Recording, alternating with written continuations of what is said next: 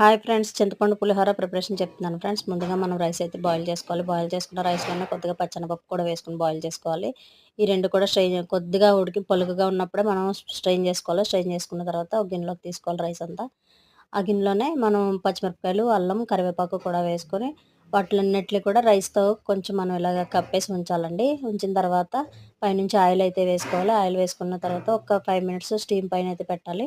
ఈలోపు మనం కళాయి పెట్టుకొని ఆయిల్ వేసుకోవాలి. ఆయిల్ హీట్ అయ్యేలోపు మనం చింతపండు జ్యూస్ అయితే రెడీ చేసుకోవాలి. అలాగే పచ్చెనపప్పు, మినపప్పు, కొద్దిగా ఆవాలు, అలాగే ఎండుమిరపకాయలు కూడా పక్కనుంచుకోవాలి. పక్కనుంచుకున్న తర్వాత ఈ హ్మ్, తాలింపంతా మంచిగా ఫ్రై అయిపోయిన తర్వాత ఇందులోనే మనం ముందుగా ప్రిపేర్ చేసుకున్న చింతపండు జ్యూస్‌ని అయితే ఇందులో వేసుకోవాలి. వేసుకున్న తర్వాత ఆయిల్ అంతా సెపరేట్ అయ్యే వరకు కుక్ చేసుకోవాలి.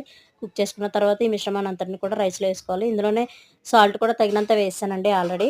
సాల్ట్ వేసిన తర్వాత పైనుంచి ధనియాల